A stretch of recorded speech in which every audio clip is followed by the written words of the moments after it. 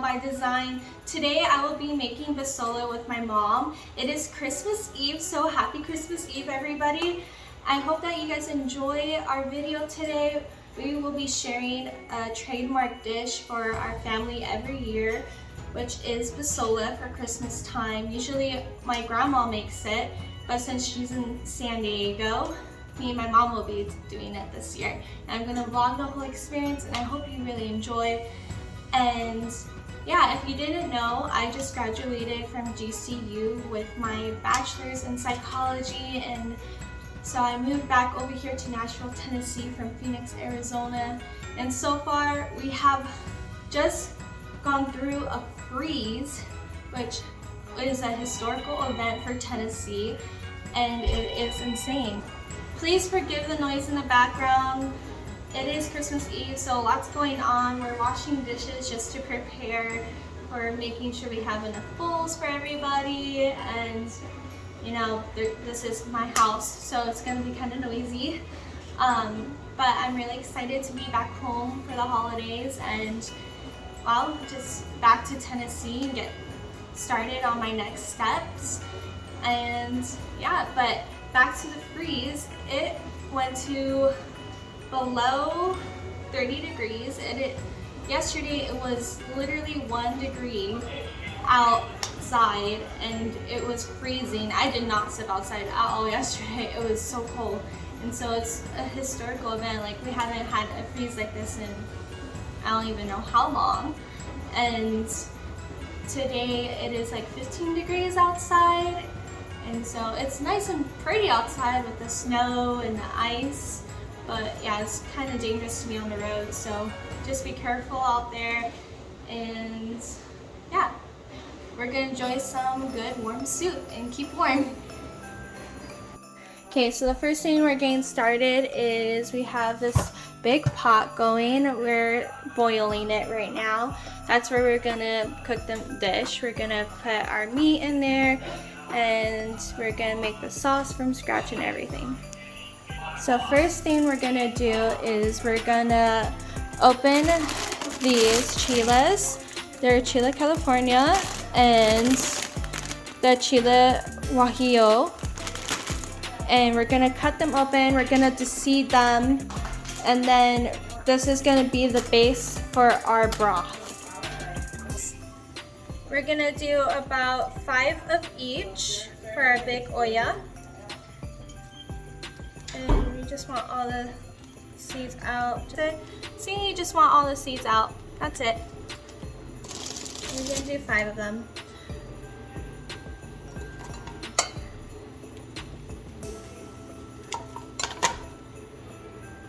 So you can buy these chiles from your local Mexican grocery store. That's where we get these. You can sometimes find them at Kroger's or Walmart or Ralph's. Just depends what grocery store you have in your local area. It's gonna be in the Mexican aisle or where they have like Asian food sometimes. They usually put like cultural foods next to each other in the grocery stores. So some bags, they're not gonna offer as many. Like I said, we're only gonna be using 5 of each, so you might not need a huge bag like this. But we like to make a lot of Mexican dishes during the holidays, especially tamales.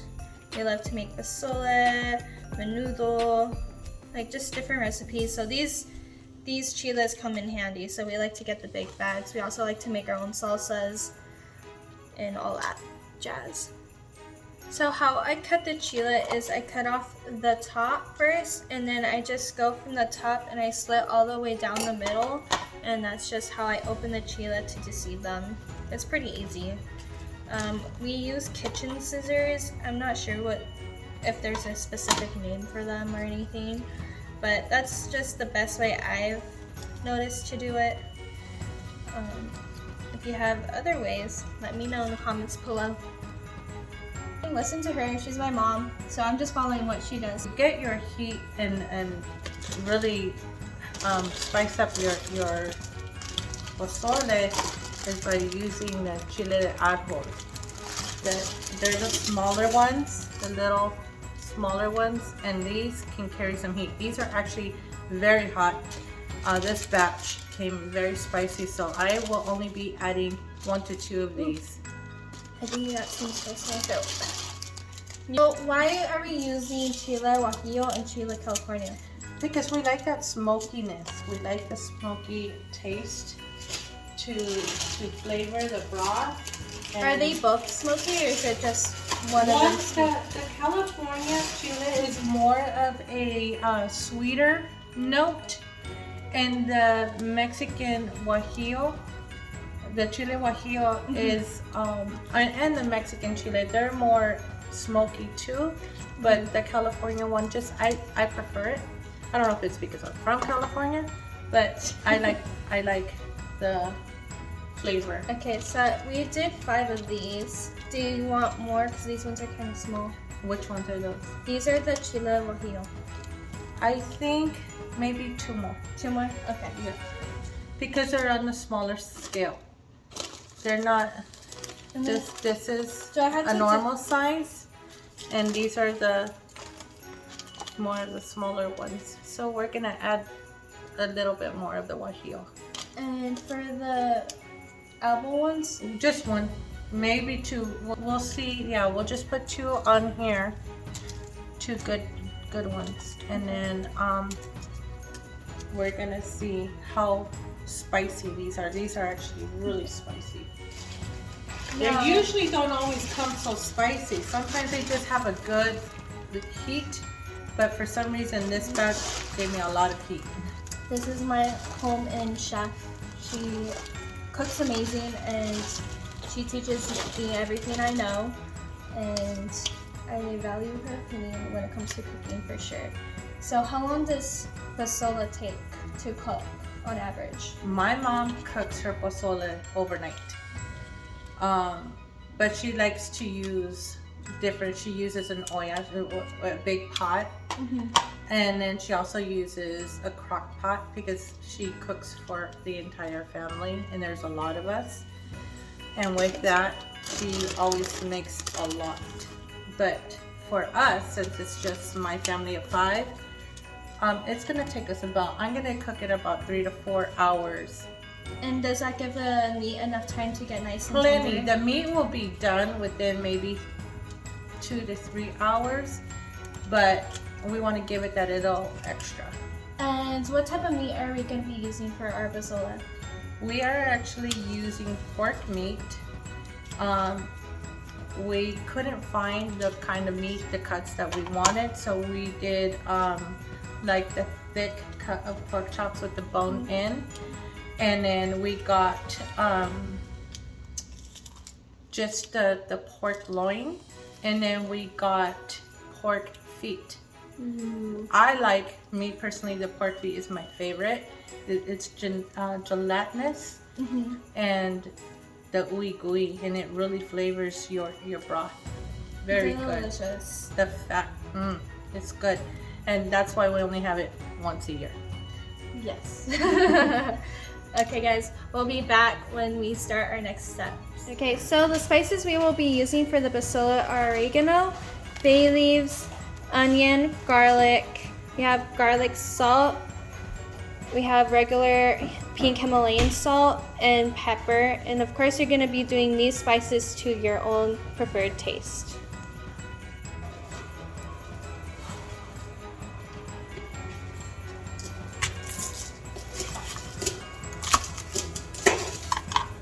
So we're going to throw in half an onion into the pot while it's boiling, and we're going to just leave the skin on because it's going to keep it intact. The skin also offers flavor to the broth. These are the pig's feet. Right now, what are you doing? I am cutting the pork shoulder into smaller pieces. I want them about that size. About 2 inches? Yeah, about 2-inch pieces, 2 to 3-inch pieces.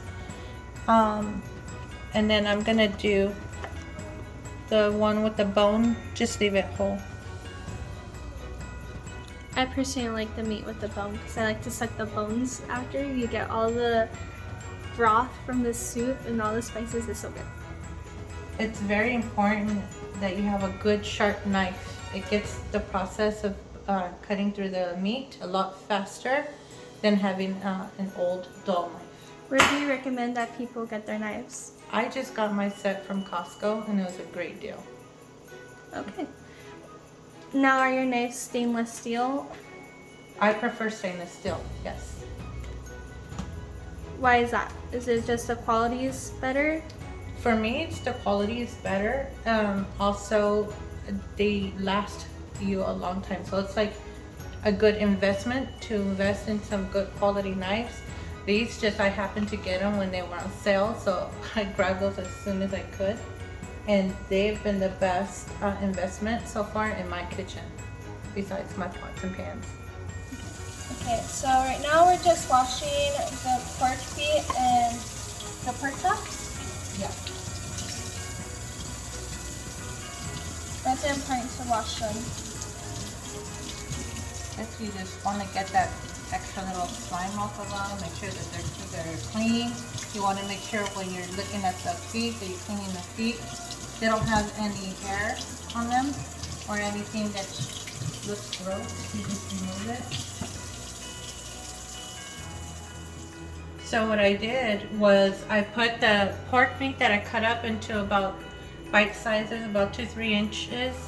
I put it on the bottom, and then I put the pata on top. Of course, you're gonna see my bay leaves, my peppercorn, the onion, the garlic that I put in here. Everything's in there. How much bay leaves and peppercorn did you put in? I just put about maybe 8 peppercorn and about 5 to 7 bay leaves. So I don't really measure with measurements when I season my food. I kind of do it by eye. And so I might have put maybe about 4 tablespoons of salt, maybe 5, just a ground of pepper all around the pot, and plus that about 8 to 10 peppercorns added whole. I added about 7 bay leaves, salt, pepper, garlic salt. I have the whole garlic. I just cut off one end and most of the paper, and a whole onion cut in half. After putting everything in there, my seasonings and my all my good stuff, I put my timer on for about an hour. I'm gonna bring it up to an hour so that all the impurities can come up, and we're gonna come back and skim off all the impurities. And once we're done removing all the impurities from the top of the pot, then we're gonna go ahead and add our chiles into the pot so they can soften. And then I'm gonna take the softened peppers into my blender with a little bit of the broth, and we're gonna blend and make our sauce. And then we'll put that back into the pot. Yeah, we'll definitely show you when we make our sauce. We just didn't show you when we seasoned the broth because we don't measure our seasons. We just measure to our taste. You measure your salt, pepper, and garlic salt to your taste, and everything else, we told you how much we used. So we'll see you in a bit. Opening up our chicken. We're gonna rinse it really quick, and then we're gonna cut it up, right, Mom? Yeah, we're gonna butcher it into small individual pieces. We're gonna butcher it into individual pieces. That way everybody gets some chicken. Yum, yum, yum. So I just kind of cut through the skin until I find that joint. I crack it, and then I can cut through the joint like that. And those are the wings. Now I'm gonna do the same thing for the leg. I'm gonna fill where the leg is, kind of crack around there.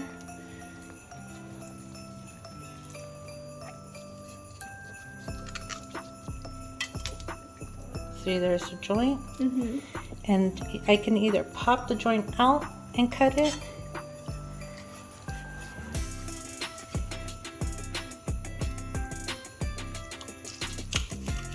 or just go inside the joint.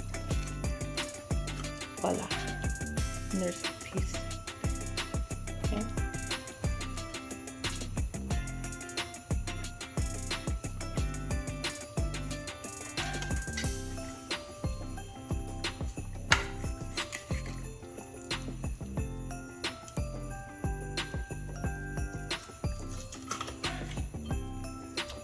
That's how fast that is. Now I'm gonna do the same thing for the thighs.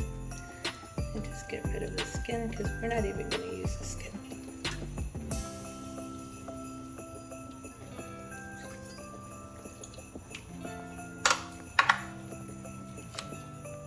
These are kitchen shears, and they make your life in the kitchen so much easier.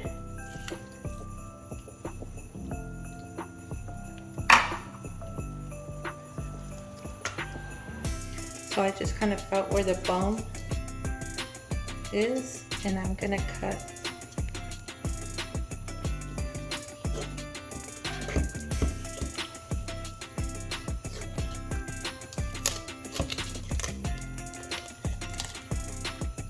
And you see how it's just going through that bone? That's why you want a sharp knife. Your sharp knife will eat through that bone like butter.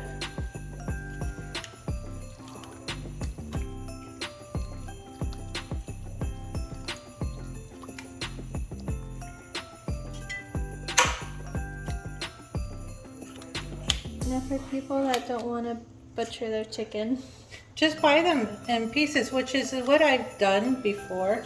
I'll just buy a pack of legs and a pack of thighs. But you know what? The way inflation has made the food prices so high this year, it was cheaper and a better investment for me just to get the 2 whole chickens. Now I get a lot more for my money. Because I would have, for the amount that I got this whole chickens, I would have been able to get like half of what I usually put in. Okay, so this is the backbone, right? I don't toss this out. I put it in a Ziploc bag and I'm gonna freeze that, and I'm gonna use that for chicken broth. And I still have my turkey in the freezer, so when I'm ready to make broth, I'm gonna have turkey broth and chicken broth. nice. Gross. So I'm just separating the spine from the breast. That's the neck right there. So you use the whole backbone, like the spine and all. For my broth, every part of the carcass. You don't throw it away. The only thing I would probably throw is maybe some of this loose fat and skin. That's it. Everything else gets used up in the broth.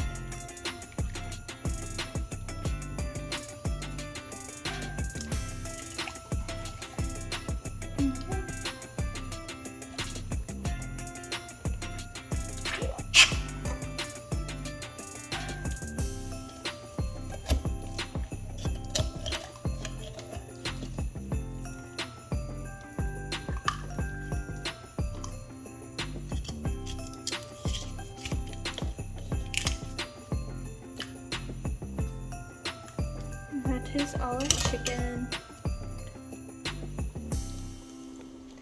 And now we're just gonna add our chicken into our broth. And if you notice, I left the bone in on this one. That broth is already starting to get some color. There's plenty of color for now. And then since we're putting more meat in, we're gonna re-season our broth again, correct? Correct. Yeah, anytime you add anything to your pot, you always want to make sure everything is well seasoned. So we're just making sure everything fits good? Yeah, I'm gonna just kind of making sure there's room. Everything's good. Everything's cooking. Smells good. And so now what we're gonna do is I'm gonna season it And then we're gonna put our timer on for 30 minutes, and then we're gonna come back, and when all the impurities are on top, we're gonna steam it. Okay.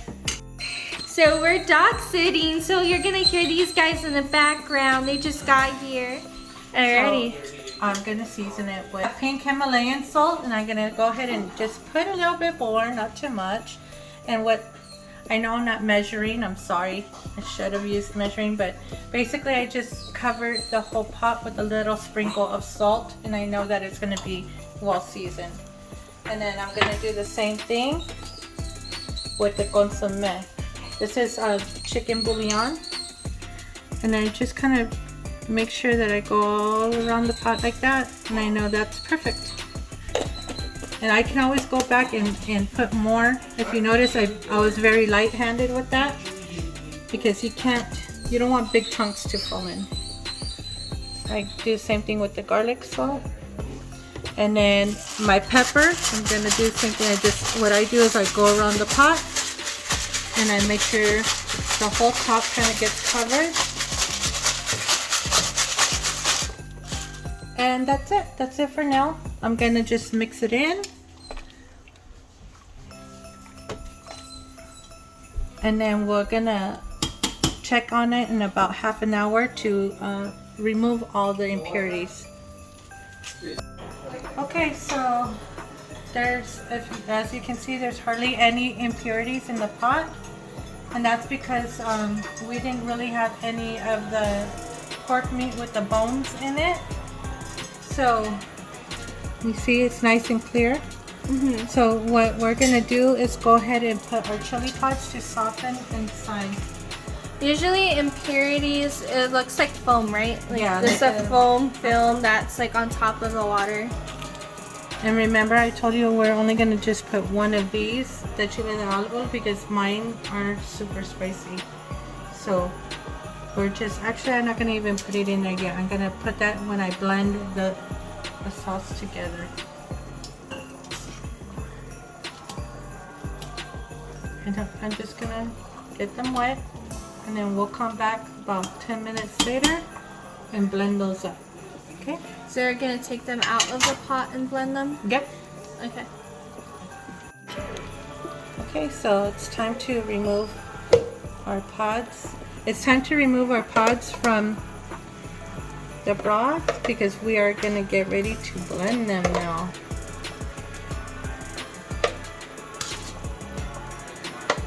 Do you blend them with anything?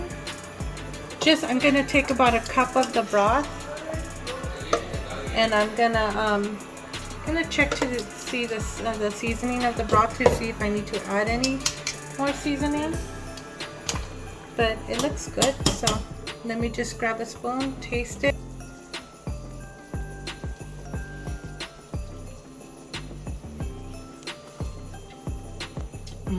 That's good. It doesn't need any more. Don't need any more seasoning, so No we're just seasoning. adding a cup Perfect. of broth, About a cup. or about a cup, to the blender.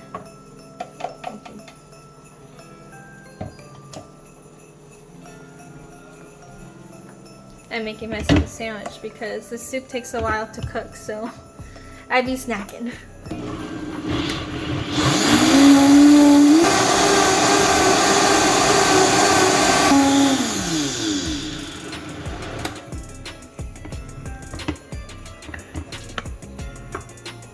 Yum. Now we're just adding the blended chiles into our soup. We didn't add any seasoning to it. We just added the broth from the soup. That was it. And that's what gives it that beautiful red color. So how much longer do you think we have for the soup? We're gonna cook it for about another 2 hours. So we have about another 2 hours just to let everything simmer, blend well, let the meat get nice and tender. So we'll see you in 2-ish hours. So I didn't show this earlier, but this is the hominy that we got. It's a huge can, and we're gonna also be adding this into the pozole. Mom, do we have to wash the hominy when we add it in? Rinse it. Yeah, we want to empty all the water that the can comes in with the hominy. We're gonna rinse it all out, and then we're gonna give it a good wash. And then about an hour after the pozole is already boiling, from now we're gonna go ahead in the last hour put in our hominy and let it blend with all the meat. Okay, so the first hour making the soup, we're just boiling the water, boiling the meats. Then the second hour we add in the hominy, and the last hour is just letting everything come together nicely. Yep.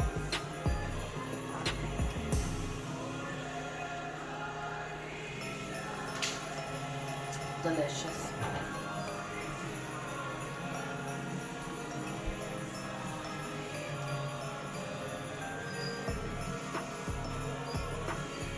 Yeah, it's really good.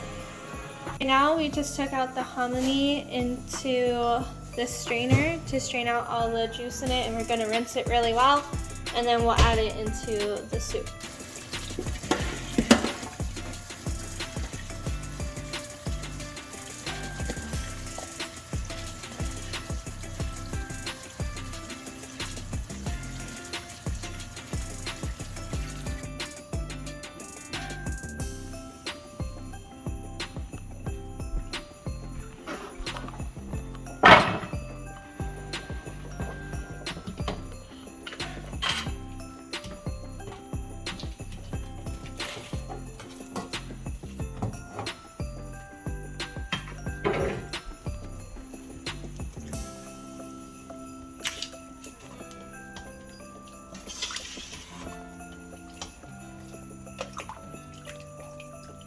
So good.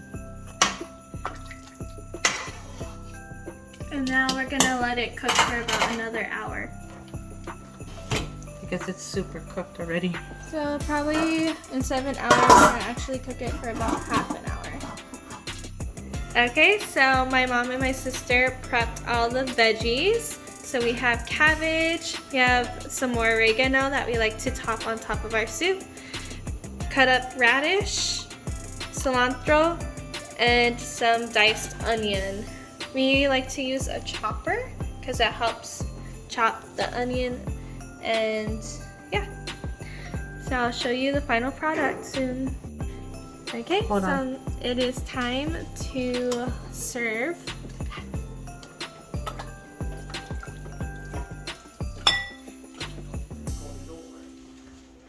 Now we're just gonna top it with some cabbage.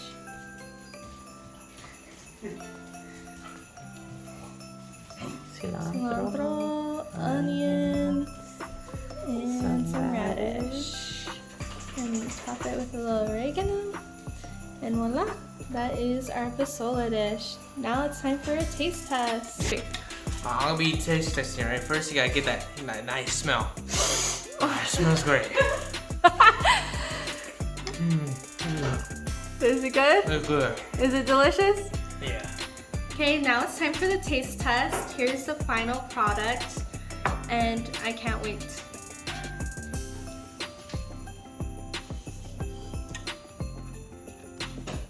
That's so good. The pig's feet just melts in your mouth, and the chicken is so tender. The meat literally falls off the bone. And my favorite part is the white hominy, which is a corn. And I add some lemon and some tapatio, and it just makes everything come together. It's a perfect Christmas dish. I hope you guys enjoy, and thank you for watching my channel. Please subscribe and like this video, share it, and also follow me on Instagram, Janelle Para. And I'll see you next time.